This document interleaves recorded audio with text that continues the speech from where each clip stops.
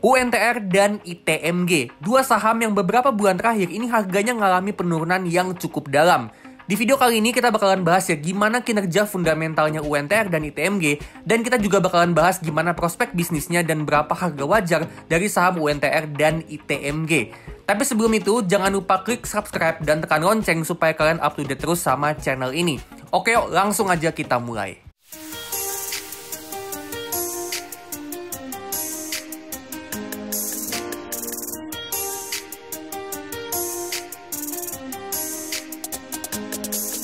Oke, pertama kita bahas dulu saham UNTR atau United Tractors. UNTR ini bisnisnya di bidang alat berat, tambang, dan konstruksi.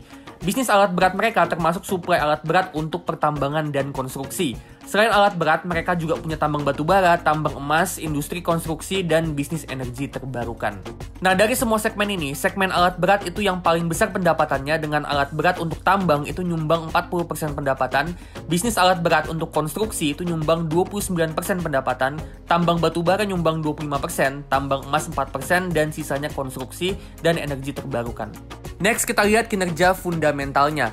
Market cap-nya UNTR ini 85 triliun rupiah, yang artinya UNTR ini termasuk saham big caps. Terus valuasinya ini juga termasuk murah ya. Price earning-nya cuma 4 kali, PBV-nya cuma 1,1 kali, dan cuma 5 kali price to free cash flow.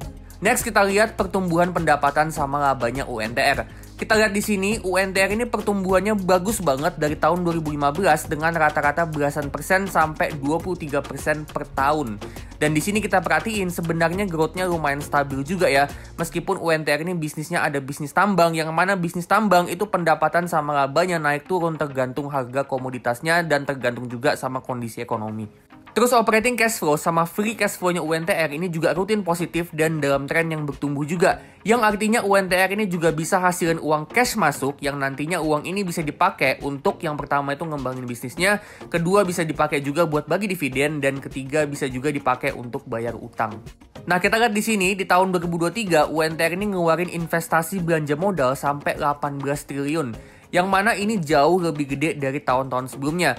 Ini berarti kalau manajemen masih serius untuk mau terus ekspansi bisnisnya UNTR. Jadi overall ini pertumbuhan yang bagus banget untuk UNTR sebagai perusahaan yang sifatnya cyclical, dan kedepannya dia juga masih punya potensi pertumbuhan yang cukup bagus.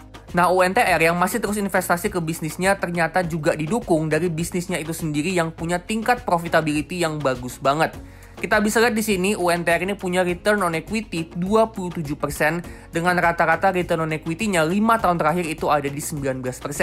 Artinya UNTR ini punya kapabilitas untuk hasilin 19 sampai 27% profit dari modal yang diinvestasiin ke bisnisnya. Jadi ibaratnya ya, kalau misalnya kita invest 100 juta ke bisnisnya UNTR, dia bisa hasilin sekitaran 19 sampai 27 juta.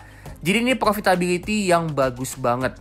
Terus dari segi efisiensi, profit marginnya UNTR juga cukup bagus dengan operating profit margin ada di 22% dan net profit marginnya ada di 15%. Next, untuk kemampuan bayar utang, current ratio-nya UNTR ada di 111%. Ini bagus ya karena artinya dia bisa ngelunasin semua utang jangka pendeknya dengan aset lancar yang dia punya.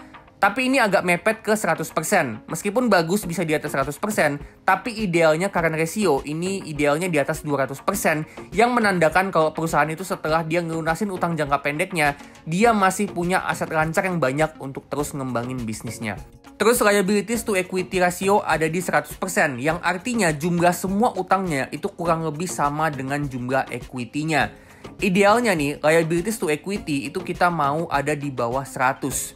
Overall untuk kemampuan bayar utang ya, ini UNTR ini nggak bisa dibilang bagus banget, tapi tergolong lumayan oke. Nah, UNTR ini untuk kedepannya, kayak yang tadi kita udah lihat ya, dia ngeluarin investasi belanja modal 18 triliun untuk membeli alat berat baru. Jadi mereka mau perbarui alat berat yang udah lama dengan yang baru untuk mastiin bahwa armada alat berat yang mereka punya itu dalam kualitas yang bagus ketika dipakai, supaya bisa lebih produktif dan bisa hasilin pendapatan yang lebih gede. Selain itu, mereka juga mau investasi di tambang yang mereka punya. Tentunya itu supaya kapasitas produksinya makin besar ya. Jadi dia ngembangin infrastruktur tambangnya supaya bisa hasilin batu bara dan emas yang lebih banyak untuk kedepannya. Terus UNTR ini juga udah akuisisi perusahaan Stargate untuk ngedapetin smelter nikel. Dan bisnis nikel ini bisa jadi sumber pertumbuhannya UNTR yang baru. Tapi bisnis energi terbarukan ini sumbangan revenue-nya untuk UNTR ini masih kecil banget, di bawah 1% sumbangannya. Jadi bisnis tambang nikel dan bisnis energi terbarukan ini akan jadi sumber pertumbuhannya UNTR itu dalam jangka panjang. Dan kita belum bisa expect impact yang signifikan dalam waktu dekat. Selain dari tambang, UNTR ini juga punya potensi pertumbuhan yang bagus sebagai penyedia alat berat untuk konstruksi. Dimana di Indonesia ini lagi banyak banget proyek-proyek membangun infrastruktur, terutama pembangunan IKN. Dengan banyaknya proyek pembangunan infrastruktur di Indonesia, ini juga bisa jadi peluang yang bagus untuk UNTR, terutama untuk bisnis alat berat dan konstruksinya. Tapi balik lagi, UNTR ini perusahaan yang model bisnisnya itu sifatnya cyclical. Manajemen memang masih investasi untuk ngembangin bisnisnya UNTR, tapi karena dia kuat kaitannya sama tambang, kalau menurut gua dalam jangka panjang, UNTR ini pendapatan sama labanya tetap akan tumbuh, tapi akan ada naik turunnya karena dipengaruhi harga komoditas dan kondisi ekonomi. Nah, saham UNTR ini kalau kita hitung harga wajarnya dengan metode discounted cash flow, kita ambil free cash flow-nya UNTR yang terbaru sebesar 16 triliun, terus kita proyeksiin pertumbuhannya yang konservatif aja ya, 4% aja per tahunnya untuk 10 tahun ke depan, terus valuasi price to free cash flow yang konservatif ya, cuma 6 kali price to free cash flow, dan kita mau return 20% per tahun dari saham UNTR, di sini kita dapat harga wajarnya UNTR itu ada di 28.500. Jadi bahkan dengan proyeksi yang konservatif untuk masa depannya UNTR, di harga sekarang nih, per tanggal 10 November 2023, di harga sekarang ini masih di bawah harga wajarnya alias under value. Nah, prediksi gue UNTR ini kedepannya sebenarnya masih bisa tumbuh lebih dari 4% per tahun. Karena mereka emang getol banget buat investasi untuk ngembangin bisnisnya. Valuasi price to free cash flow-nya juga menurut gue masih bisa lebih dari 6 kali. Karena kinerja fundamentalnya yang emang bagus banget. UNTR ini menurut gue ya, wajarnya itu ada di sekitaran 10 kali price to free cash flow dan 10 kali price to earning. Cuma di sini gue emang pakai proyeksi yang konservatif buat kedepannya, itu karena balik lagi ya, bisnis UNTR ini sifatnya cyclical banget dan agak susah ditebak untuk kedepannya. Jadi kita mau lebih konservatif supaya bisa minimalisir resiko kalau ternyata nih realita kedepannya itu nggak sesuai dengan proyeksi kita. Nah, untuk perhitungan harga wajarnya UNTR ini, gue akan share file Google Sheet-nya di kolom deskripsi supaya kalian juga bisa lihat gimana cara perhitungannya. Dan untuk kalian yang belum tahu gimana step by step metode discounted cash flow, kalian bisa buka link video yang gue share di kanan atas layar. Next, kita ke Indo Tambang Raya Megah atau ITMG. ITMG ini terkenal banget saham yang suka bagi dividen dengan dividen yield yang tinggi. Nah, kenapa suatu saham itu bisa punya dividen yield yang tinggi? Pertama itu karena dividen payout rasionya yang tinggi, jadi laba bersihnya perusahaan itu banyak disisihin untuk bagi dividen. Atau yang kedua itu karena valuasi sahamnya yang murah, atau bisa juga karena keduanya. Nah, untuk saham ITMG kita bisa lihat di sini, ini dividen payout rasionya bisa rata-rata di atas 50%. Jadi ini termasuk dividen payout rasio yang tinggi.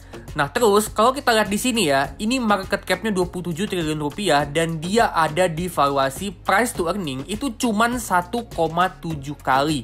Ini valuasi yang murah banget ya. Bayangin valuasinya itu cuma 1,7 kali laba bersihnya ITMG. Yang artinya ibaratnya nih dalam 2 tahun ya, investasi kita di ITMG itu udah balik modal cuma dari laba bersihnya ITMG aja. Jadi kenapa dividen yieldnya ITMG itu bisa gede? Itu karena keduanya. Dividen payout rasionya gede plus valuasinya emang murah. Terus untuk valuasi yang lain, price to book value-nya 1,1 kali ini cukup murah dan price to free cash flow-nya 1,6 kali ini juga murah banget. Tapi perlu kita tahu ya, kalau valuasinya yang murah banget, ini karena ada lonjakan pendapatan sama laba di tahun 2021 sama tahun 2022, bahkan sampai tahun ini, yang disebabkan karena faktor geopolitik yang ngebuat permintaan dan harga batubara jadi naik signifikan. Sebelum tahun 2021, pertumbuhannya ITMG ini cenderung stagnan aja. Cash flow-nya juga sama ya, ada lonjakan kenaikan untuk operating cash flow dan free cash flow di tahun 2021 sampai tahun ini. Sedangkan di tahun-tahun sebelumnya, operating cash flow sama free cash flow-nya itu stagnan aja. Jadi lonjakan ini lebih karena one time event, alias ada kejadian yang terjadi cuma sekali. Yang artinya kita harus expect kalau pendapatan, laba, sama cash flow-nya ITMG untuk 1-2 tahun ke depan ini akan mengalami penurunan. Tapi kalaupun ya laba bersih sama free cash flow-nya ITMG ini turun, katakanlah turun 50% untuk 1-2 tahun ke depan, ini valuasinya masih ada di 3,2-3,4 kali. Yang mana setelah laba bersih, setelah free cash flow-nya turun 50% pun, valuasinya ITMG ini masih termasuk murah. Jadi menurut gue ITMG ini salah satu saham yang menarik banget. Dan lebih bagusnya di sini, kalaupun pendapatan, laba, sama cash flow-nya bakal turun untuk beberapa tahun ke depan, tapi dengan dia cuan gede tahun lalu, artinya ITMG ini kebanjiran profit dan free cash flow. Yang mana profit yang gede dan free cash flow-nya yang gede, ini nantinya bisa diputerin lagi untuk ngembangin bisnisnya ITMG lebih lagi, supaya bisa memperbesar kapasitas tambangnya ITMG, dan kedepannya nantinya dia bisa hasilin batu bara dengan volume yang lebih banyak, dan itu tentunya bisa bantu numbuhin pendapatannya ITMG. Dan itu memang apa yang dilakuin sama ITMG. Jadi mereka tahun ini ngeluarin uang untuk investasi belanja modal atau capital expenditure itu paling banyak untuk investasi di tambang batu baranya. Selain itu mereka juga investasi untuk ngembangin bisnis trust yang mana ini adalah bisnis alat beratnya ITMG, dan juga mereka investasi di Greenfield Project. Nah, kita balik lagi ke fundamentalnya ITMG. Di sini kita lihat return on equity-nya ada di 61% dan rata-rata 5 tahun terakhir itu ada di 29%. Ini return on equity yang tinggi banget dan ini bagus banget sebenarnya, tapi balik lagi ya, ini karena labanya itu yang melonjak di tahun 2021 sama 2022. Dengan kedepannya labanya ITMG ini akan menurun, return on equity-nya tentunya nggak akan setinggi ini.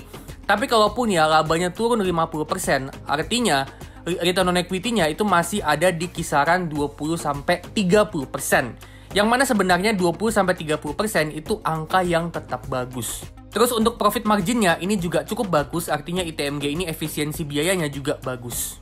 Terus untuk current ratio ini ada di 400%, ini bagus banget, artinya aset lancarnya itu bisa 4 kali lipat lebih gede daripada utang jangka pendeknya. Dan liabilities to equity ratio itu cuma 24%, yang artinya total utangnya, semua utangnya itu cuma 24% dari semua equity-nya. Ini artinya ITMG ini utangnya kecil banget, dan dia bisa dengan mudah ngelunasin semua utangnya, dan setelah dilunasin, dia ini masih punya uang yang cukup banyak untuk terus ngembangin bisnisnya atau bisa dikasih ke investor dalam bentuk dividen. Jadi alasan lain kenapa dividen yieldnya ITMG itu bisa gede, itu juga karena memang kondisi balance sheetnya ITMG ini bagus banget dan sangat mendukung untuk ITMG ini bagi dividen yang gede. Dimana ITMG ini bisnis yang minim utang dan aset lancarnya itu banyak banget. Jadi overall, fundamentalnya ITMG ini lagi dalam kondisi yang bagus banget. Tapi kita harus tetap waspada dan tetap perhatiin gimana kinerja ITMG ke depannya, terutama pas harga batu bara nanti udah turun lebih dalam lagi. Nah, saham ITMG ini kita hitung berapa harga wajarnya, kita pakai metode discounted cash flow. Kita asumsiin free cash flow-nya tahun ini itu sebesar 8,6 triliun, yang mana ini adalah rata-rata free cash flow-nya ITMG dari 5 tahun terakhir. Terus kita proyeksiin pertumbuhannya ITMG ini stagnan aja alias 0% per tahun untuk 10 tahun ke depan. Terus valuasi price to free cash flow yang kecil aja ya, 5 kali untuk tahun ke-10 nanti. Dan return 20% per tahun dari saham ITMG. Di sini kita dapat harga wajarnya ITMG itu ada di 38.000. Jadi dengan kita pakai proyeksi yang cukup konservatif, anggapannya ITMG ini nggak tumbuh sama sekali untuk 10 tahun ke depan, pertumbuhannya 0% per tahun, kita dapat harga wajarnya itu di 38.000. Dan di harga sekarang, tanggal 10 November 2023, ini masih cukup jauh di bawah harga wajarnya, yang artinya saham ITMG ini masih under value. Nah, kalau menurut gua, saham ITMG ini valuasinya emang lagi menarik banget untuk buy untuk investasi jangka panjang, apalagi ditambah dividen yieldnya yang gede. Tapi tetap aja ya, kalau kita mau investasi di saham ITMG untuk jangka panjang, kedepannya kita harus update terus gimana kinerjanya ITMG, kuartal demi kuartal. Terutama nanti kalau harga batu baranya itu turun lebih jauh lagi. Karena balik lagi ya, ITMG ini perusahaan tambang, yang artinya bisnis ini sifatnya cyclical, yang mana kedepannya itu bakalan nggak menentu dan lebih bergantung sama harga batu bara dan kondisi ekonomi. Oke, jadi itu dia saham UNTR dan ITMG. Gimana nih menurut kalian tentang saham UNTR dan ITMG? Kalau kalian punya opini lain, boleh banget kalian share di kolom komentar. Kalau kalian suka videonya, klik like dan share ke teman kalian. Dan kalian juga bisa kasih super thanks untuk ngebantu channel ini supaya terus tumbuh. Disclaimer ya, ini bukan perintah untuk jual beli, jadi tanggung jawab tetap 100% ada di tangan masing-masing dan tetap do your own research. Oke, kalau gitu gue pamit dulu dan sampai ketemu di video selanjutnya.